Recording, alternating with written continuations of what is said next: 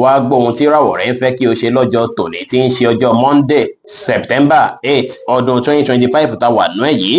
Ẹ̀yin tẹ́ ń wò mí pátá ẹ dákun ẹ dábọ̀ ẹ bá ń share fídíò yìí kó kárí ilé kó kárí oko kó lè jẹ́ òwúlò àti àǹfààní fọ́pọ̀ ènìyàn, kí ẹ sì má gbàgbé láti follow kí ẹ sì subscribe kẹ́ lè pẹ̀ láwọn tá máa jàǹfààní onírúurú fídíò tá à ń fi léde lójoojúmọ́ fún ìdàgbàsókè ìjọmọ ènìyàn. Ẹ̀yin tẹ́ sì fẹ́ ṣèwádìí onírúurú láǹfààní àti kàn sí wa ní WhatsApp 09033897161. Ẹ̀yin oníràwọ̀ iná tó kanran yan Aries tàbí láàrin March 21 sí April 20 lọ́jọ́ tòní ó ṣeéṣe kí ẹ wà wọ́rí ìdìbà kan kí ẹ máa ṣe òyìnbó nípa àwọn kankan tó ti ṣẹlẹ̀ sẹ́yìn lọ́jọ́ tòní kò sí nǹkan kan tẹ́ fẹ́ ṣe sí ẹ rí dájú pé ẹ jìnnà sí pé à ń ronú lọ́nà tí ó tọ́ rárá ẹ jìnnà sí gbogbo ìrònú pátápátá lọ́jọ́ tòní ẹ má àgí pẹ̀lẹ́ ẹnikẹ́ni ẹ rí dájú pé ṣàwọn kan tá mú kọ̀ọ̀kan yín balẹ̀ pẹ̀sẹ̀ kí ẹ lo àkókò àti ìgbà pẹ̀lú mọ̀lẹ́bí àti ọ̀rẹ́ láti jẹ́ kí ẹ free kó lọ́wọ́ stress lénìí ẹ free mind yín kẹ́ ṣe dáadáa sáwọn èèyàn ẹ rí dájú pé ẹ foríjì àwọn tó bá ṣẹ̀yìn ẹ má jẹ́ kí wọ́n pẹ́ lórí ìkúnlẹ̀ ṣáájú kẹ́ tó foríjì wọn o. Deep blue jẹ́ kọ́lọ̀ tó dára jù fún yín láti wọ̀ láṣọ lónìí. Aago 1 ní ọ̀sán sí aago 4 ní ọ̀sán jẹ́ àkókò èyí tó dára jù fún yín tí ń ṣe lucky hour fún yín lọ́jọ́ tòní. Ẹ̀yin oníràwọ̀ erùpẹ̀ alámọ̀ Taurus tàbí láàrin April 21 sí May 20 lọ́jọ́ tòní ẹ máa ní ìgbàgbọ́ àti ìgboyà nínú ara yín dáadáa tí yín á sì jẹ́ kẹ́rí ṣe dáadáa láàyè iṣẹ́ bẹ́ẹ̀ sì lẹ máa lè pílánù dáadáa fún ìlọsíwájú ìgbésí ayé yín pàápàá ìlọsíwájú lórí iṣẹ́ yín lẹ́ni kí ẹ gbájúmọ́ gbogbo nǹkan tí ẹ̀ ń lé pátá kí o lè rí bí ẹ ṣe ń fẹ́ tó sì jẹ́ pé ní ìgbẹ̀yìn gbogbo nǹkan tí ẹ̀ ń fẹ́ pátá lórí iṣẹ́ yín gbogbo ẹ̀ pátá ló ṣeé ṣe kó tọ́ yín lọ́wọ́ lọ́jọ́ tòní. Ẹ fọgbọ́n àtòyé tọ́lọ́ fi ń ṣe ohunkóhun lénìí tẹ́ bá lè fi ọpọlọ pípé ṣe ohunkóhun gbogbo nǹkan kí nǹkan tí ó dàbí ìṣòro èyíkéyìí tó bá tún jẹyọ lénìí gbogbo ẹ̀ lẹ́ máa borí. Ẹ tẹpá mọ́ṣẹ́ kẹ́ ṣe dáadáa sáwọn èèyàn ẹ ní ìrẹ̀lẹ̀ kí ẹ wà determine. Aago 2 kọjá ìṣẹ́jú 15 ní ọ̀sán sí aago 4 kù ìṣẹ́jú 10 ní ọ̀sán ní àkókò èyí tó dára jù fún yín tí ń ṣe lucky hour fún yín lénìí tí kọlọ pink sì jẹ́ kọ́lọ̀ èyí tó dára jù fún yín láti wọ̀ láṣọ ní ọjọ́ tòní. Ẹ̀yin oníràwọ̀ afẹ́fẹ́ aláwàdà Gemini tàbí láàrin May 21 sí June 21 ó ṣeéṣe kí ẹ wà confuse bákan nípa ọ̀pọ̀lọpọ̀ nǹkan tó sì jẹ́ pé ẹ gbọ́dọ̀ fàyè gba kí nǹkan wá kún lọ́rùn yín tẹ́ máa ronú rẹpẹtẹ nípa rẹ̀ ẹ má jẹ́ káwọn nǹkan wọ̀nyí bọ́dà yín rárá ẹ relax kí ẹ bẹ̀rẹ̀ sí ní wò ó fínífíní nípa àwọn nǹkan tó fa àwọn kùdìẹ̀kudiẹ yìí àbáwọn nǹkan tó ń fa ìbàlẹ̀ ọkàn yìí ẹ bá relax lẹ máa lè tíǹkì dáadáa lẹ máa lè ronú dáadáa lọ́jọ́ tòní tẹ bá relax yìí gbogbo nǹkan kí nǹkan tẹ bá ń ronú nípa ẹ̀ pátá ẹ máa bẹ̀ sí rí kedere díẹ̀ tó bá sì wà dàbí ìgbà pé nǹkan náà tún ṣì ń lágbára ẹ lè pe olólùfẹ́ yín kan kẹ bá sọ̀rọ̀ bóyá yẹn tún lè jẹ́ kí ọkàn yín tún balẹ̀ pẹ̀sẹ̀ ẹ rí dájú pé ẹ mú sùúrù lò ẹ rí dájú pé ẹ fọkàn sí gbogbo nǹkan kí nǹkan tí ẹ bá ń retí kó lè wọlé ní ìrọ̀rùn bẹ́ẹ̀ sì ni kẹ́ ṣàwọn nǹkan tó ṣe é gbámú kí inú tí yín gan dùn káyọ̀ yín kún dáadáa lénìí.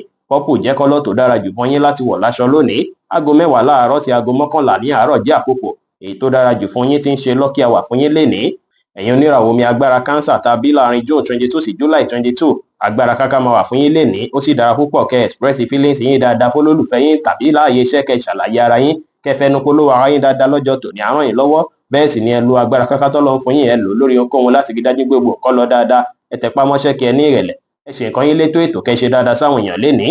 Aago 4 ní ìrọ̀lẹ́ sí aago 5 kọjá 30 ìṣẹ́jú ní ìrọ̀lẹ́ jẹ́ àkókò èyí tó dára jù fún yín tí ń ṣe lucky hour fún yín lénìí ẹ wá gbọ́dọ̀ wáṣọ rẹ́ẹ̀dì rárá látàrí pé kọlọ rẹ́ẹ̀dì jẹ́ kọ́lọ̀ tí ó dára rárá fún yín láti wọ̀ láṣọ lónìí. Ẹ̀yin oníràwọ̀ iná tó gbóná riri Leo tàbí láàrin July 23 sí August 22 ó ṣeéṣe kí ẹ rí opportunity púpọ̀ lọ́jọ́ tòní o ìmọ̀lára yín máa lágbára tálékèǹkà ìbáṣepọ̀ yín àti olólùfẹ́ yín á túbọ̀ wọnú ara sí dáadáa ẹ lo àkókò àti ìgbà lẹ́yìn kan àti olólùfẹ́ yín kan bẹ́ẹ̀ sì ni àwọn kan tó bá dàbí ìṣó èyíkéyìí tó wà láàrin yín tẹ́lẹ̀ rí dájú pé wá bẹ ifẹ́ yanjú rẹ̀ kẹrí dájú pé ṣàwọn kan tá mú kí inú yín dùn káyọ̀ yín kún ẹ wà positive kẹ́ ṣe dáadáa sáwọn tó rọ̀gbà yín ká pẹ̀lú. Aago 5 ní ìrọ̀lẹ́ sí aago 7 kọjá 30 ìṣẹ́jú ní àṣálẹ́ jẹ́ àkókò èyí tó dára jù fún yín tí ń ṣe lucky hour fún yín lénìí tí kọlọ brown sì jẹ́ kọ́lọ̀ èyí tó dára jù fún yín láti wọ̀ láṣọ ní ọjọ́ tòní. Ẹ̀yin oníràwọ̀ erùpẹ̀ funfun Virgo tàbí láàrin August 23 sí September 23 a ṣe ń bí ìgbà pé kí ẹ dá wà lẹ́yìn nìkan kẹ́ bẹ̀ sí ronú jinlẹ̀ kẹ́ bẹ̀ sí meditate nípa àwọn nǹkan tó ṣe é pé ó ṣe kókó fún yín tẹ́yìn fẹ́ fún ìgbésí ayé yín ó sì dára kí ẹ ṣe bẹ́ẹ̀ látàrí pé gbogbo nǹkan tẹ́ bá padà ronú nípa ẹ̀ ibi tẹ́ bá padà bá bọ̀ á padà bí kọ́kàn yín balẹ̀ pẹ̀sẹ̀ láti inú wá ẹ bírèkì lọ́jọ́ tòní kí ẹ rí dájú pé ẹ wulẹ̀ gbé iṣẹ́ lérí kankan ju bó ṣe yẹ lọ ẹ wá àkókò láti relax kẹ́ lọ àkókò àti ìgbà pẹ̀lú àwọn ọ̀rẹ́ àti màlẹ́bí lénìí kẹ́ ṣàwọn kan tá mú kí inú yín dùn káyọ̀ yín kún kẹ́ ṣe dáadáa sáwọn èèyàn pẹ̀lú. Aago 12 kọjá 30 ìṣẹ́jú ní ọ̀sán sí aago 2 ní ọ̀sán jẹ́ àkókò èyí tó dára jù fún yín tí ń ṣe lucky hour fún yín lénìí tí kọlọ light green sì jẹ́ kọ́lọ̀ èyí tó dára jù fún yín láti wọ̀ láṣọ ní ọjọ́ tòní. Ẹ̀yin oníràwọ̀ afẹ́fẹ́ márìmí fún Libra tàbí láàrin September 24 sí October 23 ara yín máa yá gágá lọ́jọ́ tòní o. Gbogbo nǹkan kíkan tẹ bá ń gbà lérò pátá àwọn plan ní pátá lè máa fẹ́ gbé ìgbésẹ̀ lé lórí lọ́jọ́ tòní. Tiẹ̀ ní pé ní dé ní fọ̀ládọ́lá lórí ohunkóhun. Ẹ lo agbára káká yín lénìí láti ṣàṣeyọrí àti láti yanjú gbogbo nǹkan kíkan tó bá dàbí iṣẹ́ tẹ fẹ́ mójútó pátá. Ẹ tẹpá mọ́ṣẹ́ kẹ́ wà determine, ẹ free láti káàkiri lọ bíkíbi lénìí náà láti lọ wá oore, kò sí wàhálà. Wáìnì jẹ́ kọ́lọ̀ tó dára jù fún yín láti wọ̀ láṣọ lónìí. Aago 10 láàárọ̀ sí aago 11 láàárọ̀ jẹ́ àkókò èyí tó dára jù fún yín tí ń ṣe lucky hour fún yín lénìí. Ẹ̀yin oníràwọ̀ omi tútù Scorpio tàbí láàrin October 24 sí November 22, inú yín máa dùn púpọ̀ lọ́jọ́ tòní tó sì jẹ́ pé a máa ṣe yín bí ìgbà kékeré lu àkókò àti ìgbà pẹ̀lú ọ̀rẹ́ àti mọ̀lẹ́bí bàbá wọn lólùfẹ́ yín.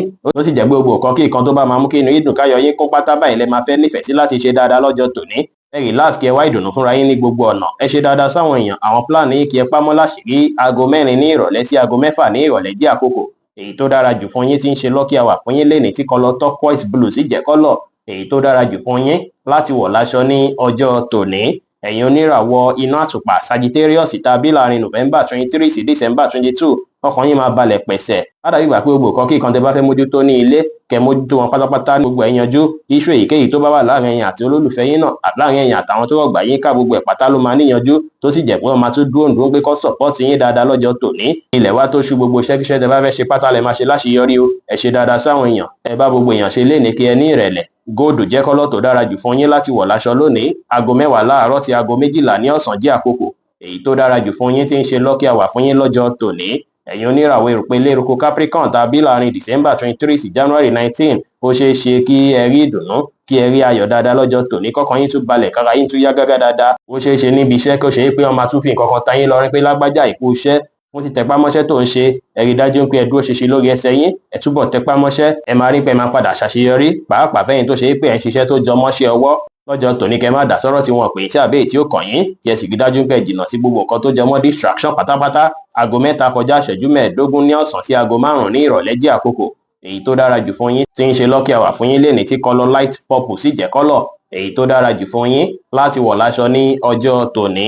Ẹ̀yin oníràwọ̀ afẹ́fẹ́ oníbínú Aquarius tàbí láàrin January 20 sí February 19, ó ṣeé ṣe kó dàbí gbà pé àìbalẹ̀ ọkàn díẹ̀ lè fẹ́ wáyé fún yín. Àárín ẹ̀yin àti olólùfẹ́ yín kan lè má fi bẹ́ẹ̀ gún régé dáadáa lọ́jọ́ tòní. Kò sí pàtàkì tiẹ̀ èyíkéyìí tẹ́ bá sà á dàbí gbà pé ìbáṣepọ̀ yín yẹn kò fẹ́ dánmọ́rán dáadáa. Ẹ rí dájú pé ẹ túbọ̀ wà thoughtful dáadáa, kẹ́ ronú jinlẹ̀ díẹ̀, kẹ́ rí dájú pé ẹ lọ ọpọlọ pípé yín. Tó bá gba kẹ́ fún wọn ní táìmù díẹ̀, ẹ fi ọpọlọ pípé yanjú gbogbo ẹ̀ lọ́jọ́ tòní. Ẹ má jẹ́ ẹ má fa fàǹfà pẹ̀lú ẹnikẹ́ni lénìí o. Ẹ bá àwọn èèyàn sọ̀rọ̀ pẹ̀lú ìfẹ́, kí ẹ sì fi ìgboyà ṣe ohunkóhun lénìí pẹ̀lú. Gbogbo àkókò tá máa mú lẹ́yìn aago 4, àkókò tẹ́ ní láti fi sinmi ni, àkókò yẹn ò dára láti fi ṣiṣẹ́. Kó má jẹ́ pé bóyá ẹ̀rọ máa wáyé níbi iṣẹ́ lákòókò yẹn lọ sí iwájú, ṣùgbọ́n ṣáájú aago 4 látòwúrọ̀ jẹ́ àkókò tó dára jù fún yín tí ń ṣe lucky hour fún yín lénìí. White wá jẹ́ kọ́lọ̀ èyí tó dára jù fún yín láti wọ̀ láṣọ ní ọjọ́ tòní. Ẹ̀yin oníràwọ̀ omi tí kì í ru Pisces tàbí láàrin February 20 sí March 20, lénìí ẹ máa lawọ́ púpọ̀ o. Ẹ máa láàánú èèyàn lójú rẹpẹtẹ bí ìgbà pé káwọn èèyàn jẹ́nu láyé ló máa rí lọ́jọ́ tòní. Ó dára kí ẹ ṣe bẹ́ẹ̀. Ẹ bọlá fáwọn èèyàn tẹ́ bá lọ́lá, ẹ ṣe fáwọn tẹ́ bá nípá láti ṣe fún lọ́jọ́ tòní. Kódà ó dára tẹ́ bá lè ra ẹ̀bùn fún olólùfẹ́ yín lọ́jọ́ tòní, kò sí wàhálà. Ṣùgbọ́n kẹ́ má tàṣejù bóhunkóhun, ẹ má ṣe ohun tó lágbára jù ẹ̀mí yín lọ. Ẹ fi ìfẹ́ tó rẹ̀yà hàn sí àwọn ènìyàn, kẹ́ ṣe dáadáa sáwọn èèyàn lénìí pẹ̀lú. Yẹ́lò jẹ́ kọ́lọ̀ tó dára jù fún yín láti wọ̀ láṣọ lónìí. Aago 7 kọjá 30 ìṣẹ́jú ní ìrọ̀lẹ́ sí aago 8 kọjá 30 ìṣẹ́jú ní àṣálẹ́ jẹ́ àkókò èyí tó dára jù fún yín tí ń ṣe lucky hour fún yín lọ́jọ́ tòní. Bí ó ṣe jẹ́ nìyẹn fún gbogbo irúfẹ́ ìràwọ̀ 12 tó wà pátá. Ẹ̀yin tẹ́ ń wò mí pátá, ẹ má gbàgbé pé Ọlọ́run Olódùmarè nìkan lọ́ba tó ní ìmọ̀ jùlọ.